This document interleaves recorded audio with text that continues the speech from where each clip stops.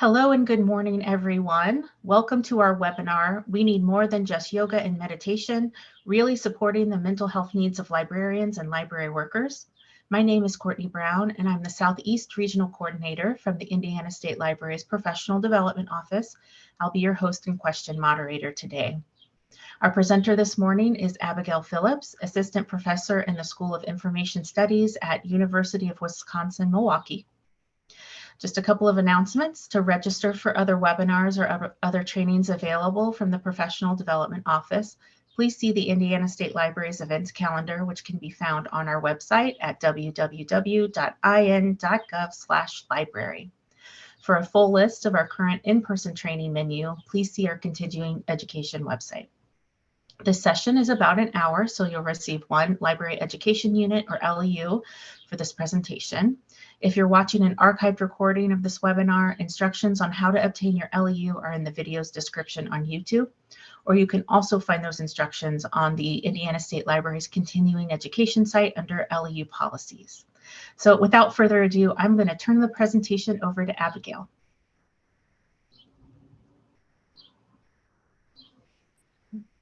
Mute myself and then hide myself so I won't mess with my hair the whole time. Okay. Hi everyone, and this is really exciting to see. I'll see so many people interested in this topic, this area that I've been really passionate about, and ranting will be it's a word that I probably shouldn't use, but I talk about it a lot with any librarian I see, or library worker, like student, because it's something really critical that we are not addressing in the field, and I think it should be really highlighted. So we need more than yoga and meditation. Really supporting the mental health needs of librarians and library workers. Again, so often we just, especially with academia, but I know as a public librarian also a lot of the mental health, the wellness, self-care is focused on yoga, eating right, meditation, mindfulness, great things, wonderful things, but this really does not help us at our core. And I'm pretty informal when I present, and I also use a lot of hands. So please put your questions in the chat. I will not look at them because I'll get distracted with my ADHD. Will be like, oh, I need to focus on everything. Oh, no, there we go. Okay, start. This is what we're going to go over. So first, an introduction from me, then just a little bit off the top about focusing on librarians and library workers. I like to be inclusive and use librarians and library workers because we all work together to run a library or whatever information organization. Some warning signs in libraries and librarianship. Vocational awe, if you are not familiar with it, I probably heard of it at least. I'll go into a little detail about it. Empathy and compassion in practice. Mental health, wellness, self-care, and library work. I'm going to call them practical takeaways. They're a bit, when I was reflecting on them yesterday, they're hard takeaways, necessary, that will take time and require a lot of change, but they will benefit all of us. And resources of note, just for you all, for your own personal sake, and references because I'm a librarian, and the Q&A.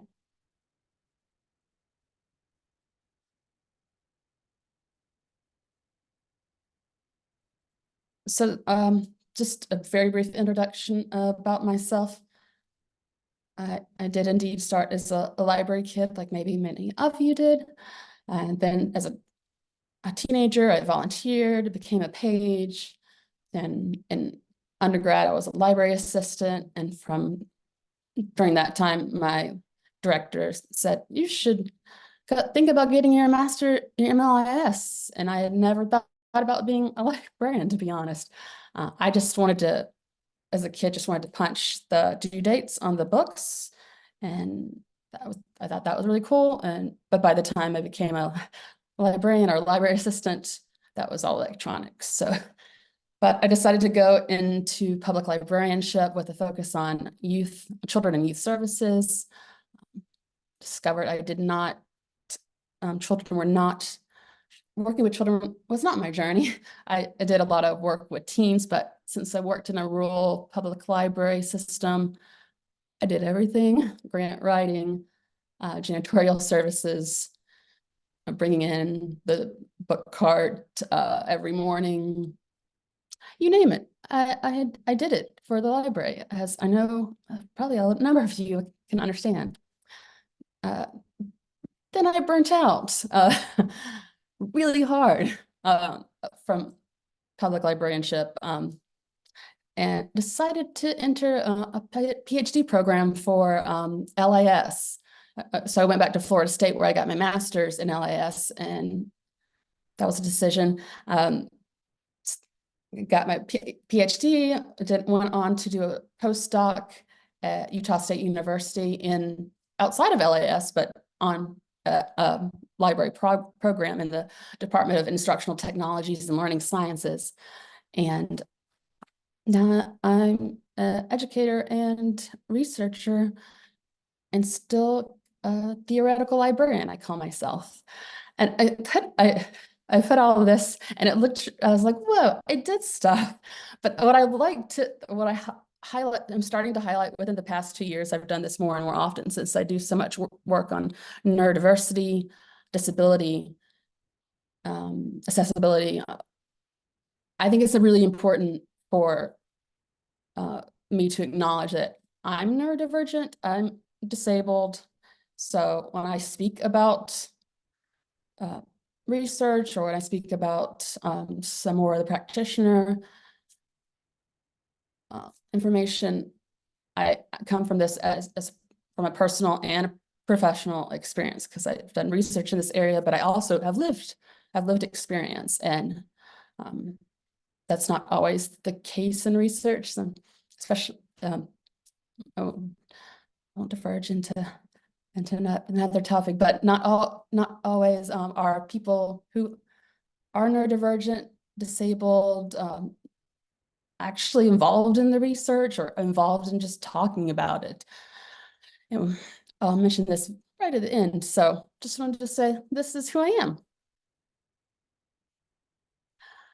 So focusing on libraries and library workers, I say finally because I've been doing work for quite a while, particularly on librarians and library workers and on patrons, but there is a lot, a lot of scholarly research, practitioner work on libraries and library work that focuses on patron needs, patron services, whether children, young adult, all patrons of all categories. I just did a short dive yesterday. I went from like 1985 to 2023, and so much focusing on the patron, which is great. Patrons it's important that we support our community, the people who come into our library. But there is also another aspect of that service, the people who provide the services to the community. I saw a number of articles about, they didn't say the customer is always right. That's just what the feel was when I was a public librarian, to smile and make, if there's an issue, make it work, calm it down. So customer service is, it's critical, it's key to the work that we do. And part of that customer service, especially where I worked as a public librarian, because it was my director's huge major focus led to burnout because I gave everything to my patrons, and that's without thinking about myself. So, and that's can be a slippery slope, obviously. I'm also the pandemic and the impacts on library work. There's been more and more literature coming out. I'm going to be doing some research very soon on actually interviewing library and library workers about the pandemic and what really what was your experiences in the library. But I have heard anecdotally from students and friends who are librarians and library workers that a lot of stuff has changed since I worked in the library back in, I left in 2012. So there's seems to be a degree of what they noted was patrons more aggressive and what was there was a more aggressive and just the hostility and just the behaviors changed from pre-pandemic, and since we're still in the pandemic and living this not new reality, just the reality.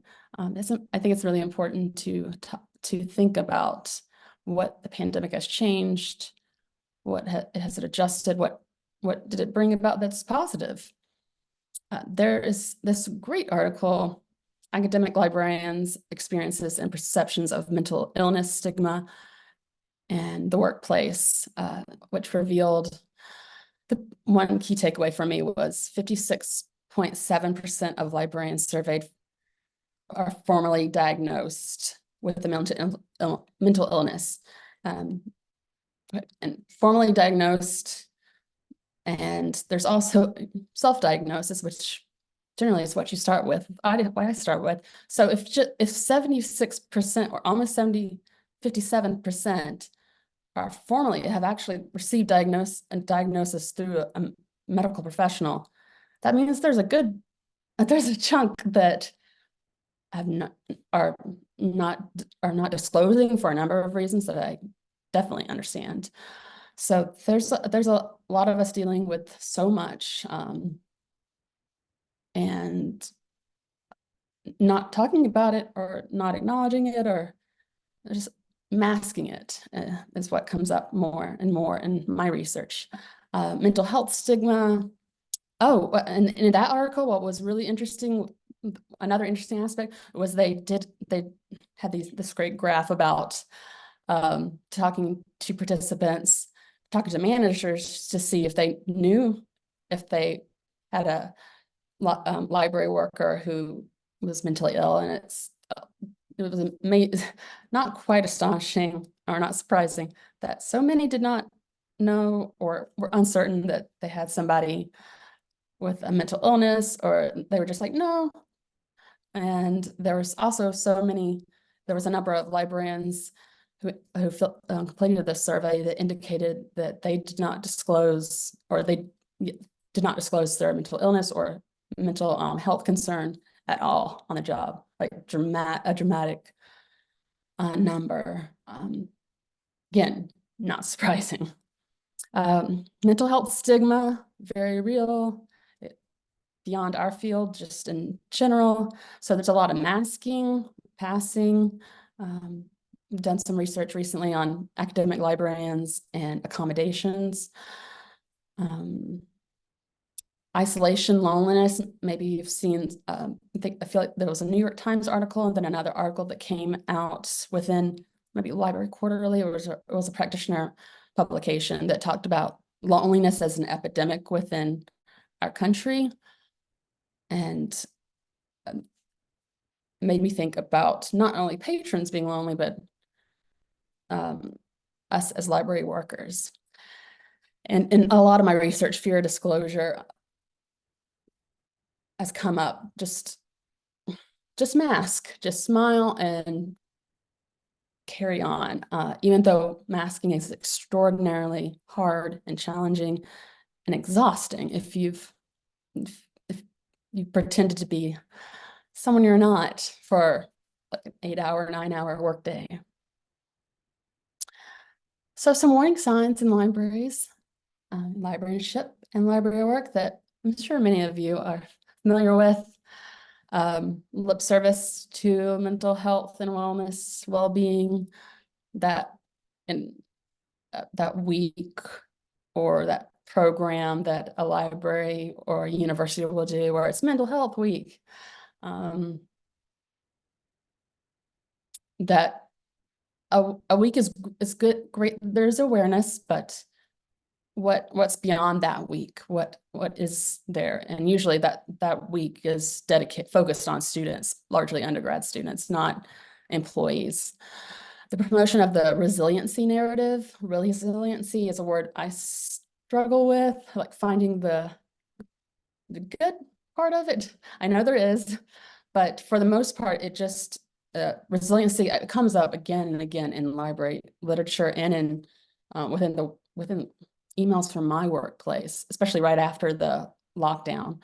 The idea that we're so resilient, you push through, and their resilience can be a great thing, but it can also mean that it also indicates that it's not the system's problem to help you. It's you. It's all you to improve things, to make things better. There's no ownership from administrators or universities or for the higher ups that, hey, this is a systematic problem. It's not just me needing to be stronger or grin and bear it.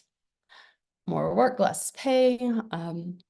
You all know what is going on in the field even more so than I do with book banning, the political climate, physical and verbal threats, burnout.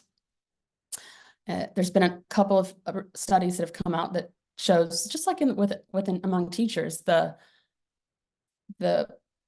librarians and library workers leaving the field because COVID, they either burnt out or honestly, they just didn't. So many had to take on the role of being like first line responders when they just took on too much to help with COVID while putting themselves at harm. A number of immunocompromised librarians talked to me about just not being able, like the doctor's telling them, you can't go back to work, you need to work from home. And administrator saying no, they feel unsafe at work. Lack of diversity in the field, that seems to keep going on. I've done more research in disability accommodations, and there's accommodations for workers, but it's extraordinarily hard to get them. It's basically a lack. There's no real system in place, like they do, like is there for students, especially in the university. We have a accessibility resource center here at UWM that students can go to, but with employees, we talk to librarians from various institutions, and it's kind of all over the place. A lot of HR, but also Title IX or making informal accommodations with your supervisor, which can be shaky ground. And gatekeeping one. I always like to bring that up because I've talked about it so much with my students. The master's degree alone is a gatekeeping mechanism. And then there are several other factors that go into keeping people who want to work in libraries, who would be great in this field, keeping them from doing the work and service to the community and helping people that they love. So these are fun things. Okay. Vocational. I am okay. Checking time. If you are familiar with this, I make my students read, like in every course I teach this article, and I also include it in the resource references and resources for you all. So vocational awe describes the set of ideas, values, and assumptions librarians have about themselves and the profession that result in notions that librarians are institutions, as institutions are inherently good, sacred notions, and therefore beyond critique. This vocational awe has also spread into other fields. It's very applicable in other fields, nursing, social work, teaching, most definitely. But the idea that librarianship is a calling, I remember hearing that I was called almost like a pastor being called to their work, called to be a librarian, called to serve my community. So you give so much, you give a lot of yourself, you give of your time, your energy, any aspect of yourself. And there's a lot of give, and there's not much being given back to you or being recognized or acknowledged, or even just, yeah, I saw that you did that. And the notion of librarianship as a calling is, as the author discusses in the chapter, is concerning because, first of all, that puts us on a kind of like a savior I'm going to give everything I have because my job is more important than anything else. It's who I am. And that also puts you in a difficult situation because it's not a highly paid profession, as you know. Love doesn't pay the bills, which we again have to pay. Have to pay your bills, support a family. There's so much romanticism of our profession from patrons or from the general public, but also from ourselves. A lot of rose-colored glasses. I see this with just within my own school, from students and from other faculty and some teaching faculty, and which confuses me. So I had to double check, like, did you work in a librarian? Because you'd be surprised how many LIS faculty, or maybe you wouldn't be surprised, have never worked in an academic, public school, archives, any kind of profession. They kind of deep dived into the PhD. Like, this is a great profession. I get critiqued because that, like, I'm a Debbie Downer of LIS, but there are wonderful things about our profession. Of course there are, but it's important to the profession to take off those rose-colored glasses on a regular basis, say, what could we improve here? What could we do better? What is going on and what's going on that's not quite right? Also, the awareness that it's a job versus a calling. I remember as a very young master's student that, like, the notion that you want to clock in and out at 9 to 5 or 9 to 6. My hours just kind of, because I was salaried, they stretched kind of wildly. It is okay if you want to. It's completely fine if you want to look at it as a job. It's completely okay if you really enjoy the work that you do, that you love what you do. There's vocational is not saying you can't enjoy your job, you can't love your job, can't be passionate about it. It's just acknowledging that, hey, you also need to take care of yourself. You need to advocate for yourself. Need to recognize that there's you within that job too. It's not all consuming. And again, the challenges of helping service professions, I named a couple: nursing, therapists, teachers, emotional labor, compassion fatigue, workplace trauma, harassment by the public and or coworkers, secondary trauma, re-traumatization, and burnout. Burnout's pretty It's all over the place. Secondary trauma is very interesting. I wish I had more time to dig into it because this is something that I've become aware of more within the past couple of years. It's not entirely unique to archival work, but it's librarians and library workers encounter when they're working with different materials that like are really like materials from Auschwitz or materials from civil rights movement, some very emotional, impactful materials. They can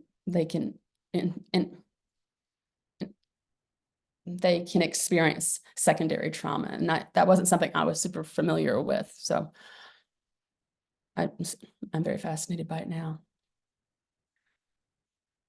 So putting empathy and compassion into practice. So long ago in 2017, I put this is from my dissertation, empathetic services, which I used to describe the social, emotional, and psychological support that librarians provide patrons. I was focusing mainly on teens in my dissertation, 12 to 18-year-olds. But most of this I found was librarians did not realize they were doing this. It was just part of the work. But why not? If we're doing this for patrons, why not do that for ourselves and our colleagues? And maybe we can do it with a little more intentionality. Or maybe it's just something we naturally do with our colleagues because we know that they are likely going through something that we're going through, especially if you work front desk. God bless you. I worked so much front desk, ran into so much emotional labor and compassion fatigue, we shall say. Hey, Abigail, would now be Yeah. a good time to jump in with a couple of questions? Oh, yeah, go ahead. Perfect. I do want to tell you that we've had so much wonderful chat in the chat box here. A lot of people feel the same way and are glad to see that they're not alone in their feelings. So it's been a really great chat. But I do have a couple of questions. Sure. How do the mental health statistics you provide compare to those of other industries? Without this context, it's challenging to determine whether these issues are specific to libraries or if we're inadvertently creating an echo chamber of excuses that aren't exclusive to the library profession. This could potentially mislead individuals seeking to leave the field as they may find similar challenges elsewhere. That's a great question. Yes. They do compare. Honestly, I would need to go back. I have statistics from NAMI, National Association of Mental Illness. It right off the bat, I can't say that it compares dramatically. Honestly, I need to the question. I just need to revisit it, but for a lengthier time. And we can include that link when we send out the recording. It would be nice, good for me. This is also part of my neurodivergence with questions. Sometimes I'm not great at taking questions on the fly, to be completely honest. But I do respect that question. It's a great question. And then the Burness quote, "Love doesn't pay the bills." Is that Jonathan Burness? And is this a podcast or an article? I believe it's an article. I'll double check. I have it in my references. Off the top of my head, I can't think, but yes. That's really spot on for nailing that. Yeah, well, the references will be included. Yeah. And Leslie says you're doing a great job. Thank you. Yeah, that's all we have right now as far as questions go. Okay. Oh, thank you for the questions. And I appreciate any kind of, call it constructive criticism or critiques. Believe me, I've been through the doc program and postdoc. So I battle wounded, we shall say, so I can take some definitely take criticism, and it's also good for me. There's within our field, there has been growth in training on mental health. Still, a lot of it focuses on our patrons, but it's growing. Burnout, accessibility. Accessibility is huge. I'll go into it a little bit more because it's become something I talk about a lot. Inclusion. And I know we're doing a lot of work towards getting more and more people into the field of who are neurodivergent or who are disabled and are physically disabled or live with some kind of health condition or BIPOC or we're doing a lot of work. It's slow moving work, but we are doing it. And trauma-informed care in libraries. I'm about to start teaching a course. I developed the course myself, hopefully in the fall. But trauma-informed care, a lot of it does focus on, or has traditionally, not traditionally, but more recently focused on patrons. But I do a lot on focusing on employees because the trauma-informed care should speak to employees as well. And a lot of trauma-informed care comes from social welfare, social work. So I worked a lot with those much more experienced people in trauma than I am.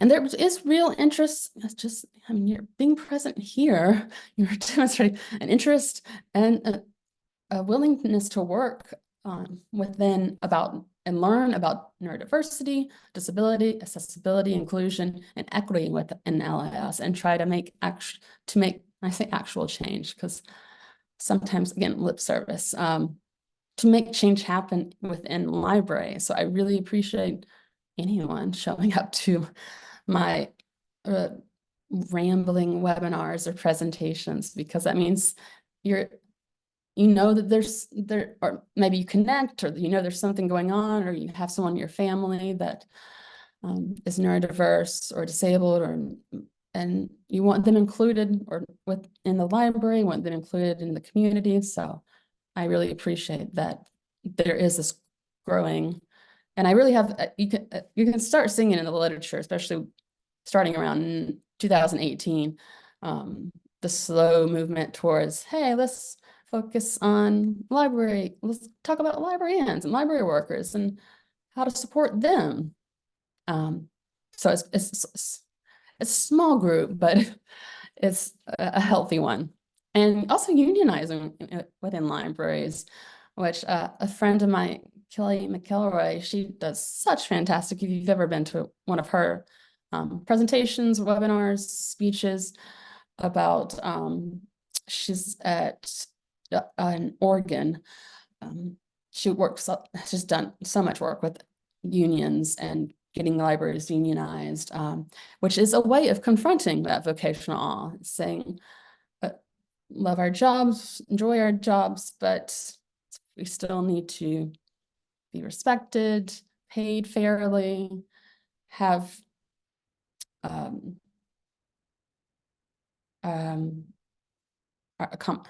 accommodations, just be taken care of more than we are now. Let me make sure I'm not okay. Self-care for librarians and library workers. I struggled with self-care for quite some time, just the concept of it, because it was so rooted in my mind into what I've been bringing up a lot, capitalism. And it has a monetary attachment to it, like treat yourself or bubble baths or spa days. Nothing's wrong with that, but it has become so attached to money and buying. But what I learned randomly on Twitter from another librarian was that the actual roots of self-care are within Black communities and Black activism. And especially Audre Lorde Burst of Light and Other Essays has this wonderful discussion where Laura talks about, as she's dealing with cancer, talks about how self-care is not self-indulgence. It's not, it's an act of political warfare, as she puts it. It's actually being present. It's a revolutionary practice. So as you can imagine, being an activist every single day and working towards progress, that revolutionary, life-altering work that you do need to take care of yourself. Of course you would. So fostering self-sustaining coping strategies and self-care habits that are unique to you. I had a colleague who is in a manager position out in San Diego at a public library system. And I think one of her employees asked for a list of self-care habits, which I think my friend was taken aback a little bit, just because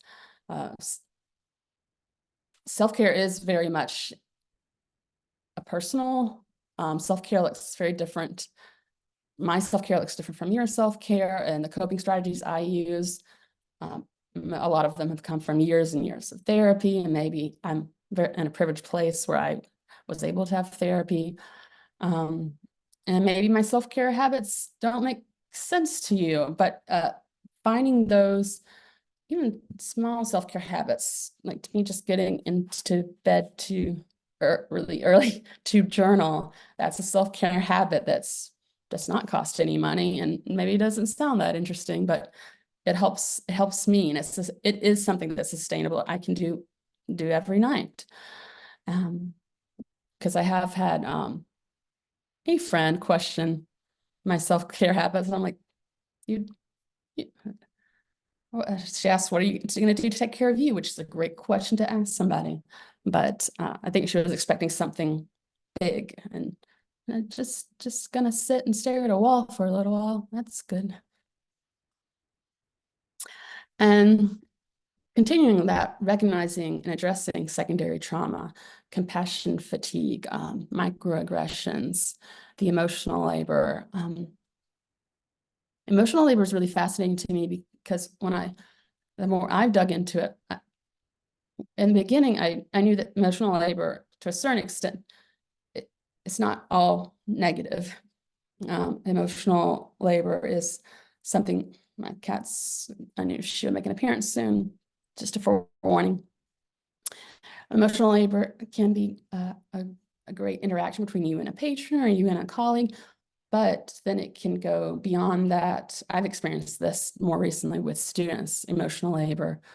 I could get, because I'm so open about myself, like being neurodiverse and disabled, and willing to work with students. Sometimes the emotional labor goes a bit more, and I become just exhausted by the whole process. And all these need to be addressed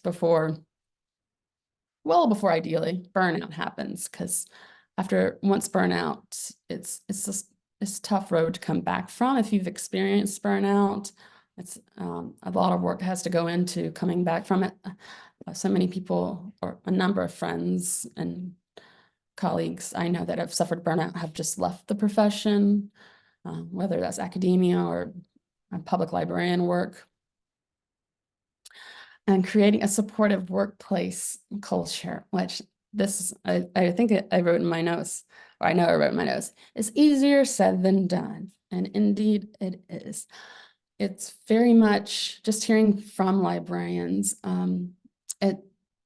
it's a top down. There needs to be buy-in from administration. It can be a tough sell to build that supportive workplace, because I've heard from librarians, and even with that outside of our fields, that collaborating and working together, maybe as librarians and library workers, is wonderful, and it's great to have that sense of community and understanding. But we still also need to have that recognized, perhaps the unionizing, that support that comes from administrators saying, what can we do? What can we change? What policies, procedures? And so I was listening to Nicole Atkins, this musician I love, and Goodnight Rhonda Lee. If anybody's listened to it, that I remember this line: "Change don't come easily," because that is correct. Change takes unfortunately, it takes a long time, a lot of work. I'm not intentionally throwing my own university. I'm not throwing anybody under the bus, but I just noticed this last week when I was on campus. This is for students, our mental health week. So this is just a small snippet of what's going on. Every Wednesday we have dogs in the library for stress reduction.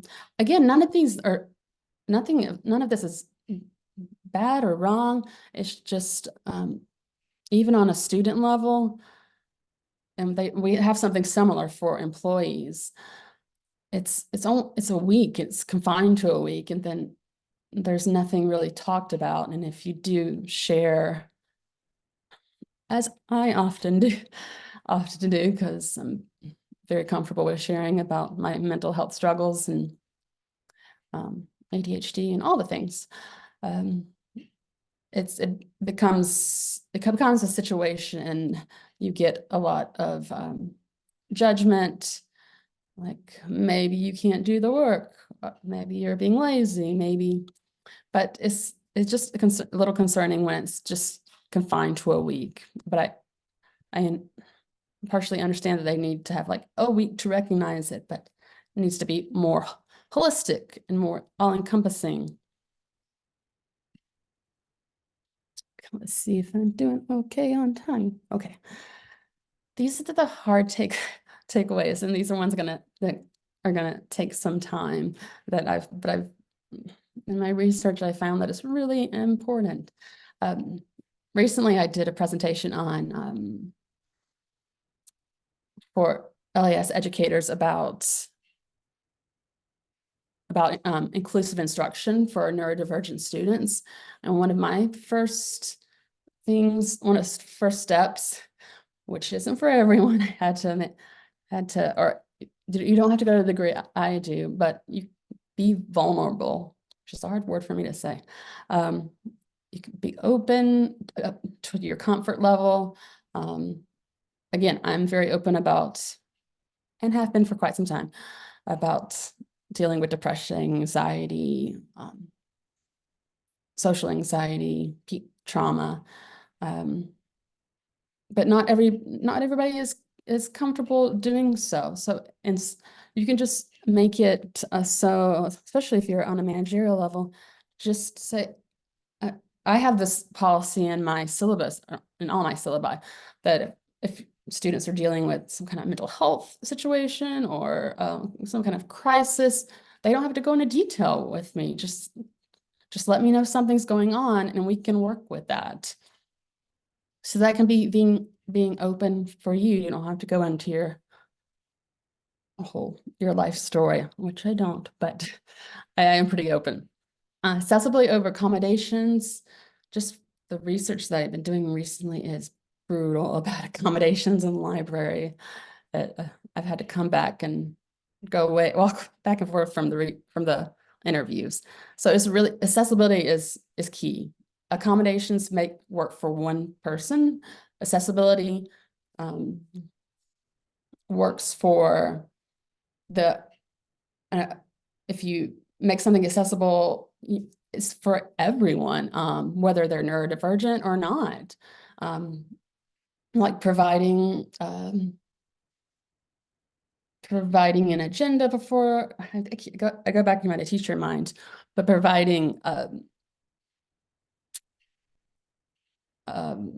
providing questions before an interview. This has come up recently in my workplace. providing, just doing these small things, and you'd be surprised with the accommodations, or maybe you wouldn't be surprised, the accommodations that librarians asked for that, well, not pretty small, that were denied from administration. Evaluate and modify policies and procedures. I know that's going to take a lot of time, and also administration is not my background, so it certainly is. It certainly will take work. Work towards flexibility and inclusion. I know, especially post COVID, the lockdown, flexibility, things have changed in libraries, especially workplace and public libraries. I know it's maybe a little different than it is in academic libraries, but even they are school libraries. Then trying to work from home if you're immunocompromised or you have migraines, or different situations, I think it's really important to try to work towards flexibility and be inclusive as possible. Realize that even neurodiversity, or neurodivergence, it sounds to me right off the bat when I first heard about it, sounded so not complex. It just sounded like, what? But really, it's just our brains are different. We engage differently. We think differently. There's no normal. There's no average, typical. And support is not one size fits all. That's going to kind of fall into the accessibility. What works, it makes me think of working with autistic individuals who, if you've met one autistic person, you've met one autistic person. And that's very true for a number of different neurological disorders or mental illnesses. And the Employee Assistance Program, FMLA, and ADA does not cover enough, and it's all very legal. And it's meant to a certain extent, if I'm being honest, which I generally am, to protect the institution and not as much to avoid anything happening. It's not as much. We hear this a lot, my colleague and I, about the accommodations. It's not there to protect you as the employee, it's to protect the institution. It sounds awful and brutal to say, but it just kept hearing that. And for model healthy workplace behaviors and self-care, my first library director, she was worked excessively. I don't know, self-care non-existent, it seemed to me. But she was just at work all the time. If you can do that, I found that with my students, it's really important to show them, like, I have it again in my syllabus, like I'm trying to have a work-life balance, even though that terminology is kind of weird, but like not answering emails on the weekend, or setting boundaries, setting limitations, and advocate for your employees. If you're a supervisor, manager, whatever position, and advocate for you, because 10 minutes, nobody else is going to. And nothing about us without us began as a saying within the autistic community, but it's really spread across all disability communities, all kinds, the disability community as a whole. So include us. And this is just throwing this out there if you need it. Job accommodations, Family Medical Leave Act information, Job Accommodation Network. I've had a couple friends who had to use FMLA. Mental Health America does fantastic resources.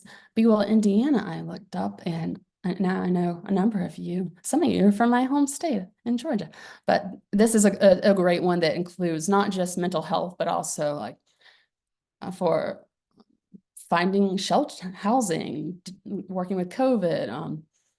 I like the one finding a therapist, because if you've tried to find a therapist, you know it's it's it's it's like dating. You have to find the right person. National Institute of Mental Illness, lots of great resources on there. Substance Abuse and Mental Health Services Association, NAMI, and Shosh. I cannot say that. I don't even think that's really it's more of an initialism. They have great peer support groups that are free online, other kinds of group within your city or state or region. And crisis text line, I have texted before a couple years ago. It's a nice service if you don't want to talk on the phone. And it connected me with somebody, with a counselor that I could just talk to. There is 988. I personally have my issues with it. 988 is the suicide hotline.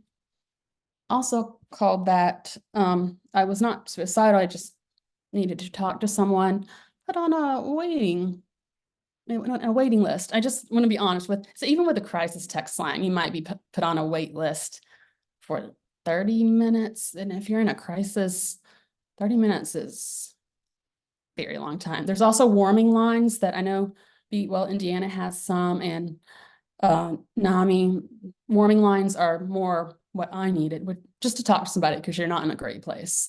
But they tend to have set hours, like Monday through Friday, 9 to 5, which doesn't always work on a Saturday evening when you're feeling very bad. These are almost all. I think I left off one of the resource, the resource mentioned earlier, but that is an error on my part as a librarian. And all my contact information. Again, with the question, the first question was great. I will do something deeper dive so I can have a nice answer for you and write it up. But I can email that to you, or I can share it here so it can be within the presentation. If you share it with me, I can make sure it's on the resources that we Yes, post. resources. That was the word I was looking for, but it was like, so if you have questions, wonders, again, critiques, if you think I'm absolutely wrong on so many levels, I'm sure I'm wrong. And the great thing about research and librarianship and learning is you're always learning. You're always finding, like, oh, what I thought 10 years ago, different now. So still on Twitter. That's my website. Again, please reach out. I love to chat about this because I get super passionate and animated about it. We have a couple of questions that actually have been answered in the chat by some people, but I just wanted to run it by you in case you wanted to add anything else. And of course, I lost it. Hold on. We have a lot of. I love when we answer our own or others help us out. I agree. And I will make sure that attendees get the chat as well, because this is just great information. Yeah, I kept popping up and I was like, don't look at it. Okay. Yeah, I'm really curious what you all talked about. As a manager, and you talked about this a little bit, but just want to see if you have anything else to say here. As a manager, how do you address these issues with empathy without crossing personal, professional boundaries? So for example, employees with mental health issues acting out at work, how would you address this? Yes, there are, just like when you're working at a front desk and there's those professional boundaries. If something's happening I mean, if they're engaging in some kind of, maybe having a panic attack, or I don't know how intense this situation might be going, but they need professional help. I think that's beyond your, that's beyond your realm, or not realm, but situation, like getting them the resources they need. That's why it's great to have social workers in the library, because I'm an information resource, but that is not a trained psychologist or therapist. But if they're acting out, I don't know exactly what acting out would mean. But I think they seem to be at a moment of crisis, and they need to speak with someone professionally. As much as you can, just try to get them the help they need without becoming a therapist, or becoming a medical professional. I don't know if that's helpful. Yeah, that does happen in the workplace, and in any workplace beyond librarianship. Well, people are gonna need help moment in that crisis. The next question, I feel that librarians are frequently asked to do things far beyond the description to stay relevant or to serve the community that puts us at risk. Policies say other duties as assigned. How can we Yes. overcome when we are not heard or leaders are focused elsewhere? That's a great question. That is And an there have been some answers in the chat, but I just wanted to throw it to you to see if you had anything to say as well. Yeah. Yes, we are. That was part of the, when I was mentioned that I didn't get the deep dive about librarians and library workers leaving after when libraries opened back up, or only shut down for a little while during COVID. That is, you're asked to do so many things. I heard from students that they had vaccination clinics there. They were giving away masks. They were becoming, again, first responders, if I'm saying, almost just by default, because we are a community hub. But that's not what we're trained to do. That we're not, again, we're not therapists, social workers, and we shouldn't feel like we need to be. That's crossing a boundary. That's also traumatizing, putting trauma and emotional labor and compassion fatigue onto you. I'm sure you all answer this eloquently in the chat, but yeah, that's a long-standing problem that other duties as assigned, and you can't just blanket statement if somebody's overdosing in the bathroom, or there's so many people that are in need, and from mental health to homelessness, that we want to help, but I think it's important that we know our boundaries and know, how am I say this in the best way? Know that we can provide as much information, resources, but we can't actually perform as medical workers or nurses, or it becomes too much, because we can't be everything to the community, unfortunately. I think that's the way not administrators, but sometimes people want to see us as everything to everyone, and nobody can be that. Okay, so we are right up at 11 o'clock, and I want to respect everybody's time. So we'll go ahead and end now, but I will let you know that I will send out LEUs to everyone who attended today within a week, along with the recording and resources. It'll also be on our archived webinar page as well. We're getting a lot of thank yous, great topic, a lot of great things. I'll send you the chat as well, Abigail, and I'll make sure everybody who attended gets the chat as well, because That'd there be is great. some really great information in here.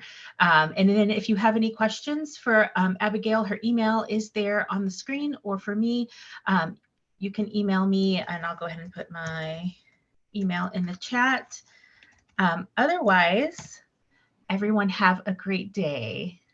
Thank you all so much for attending. I really appreciate it.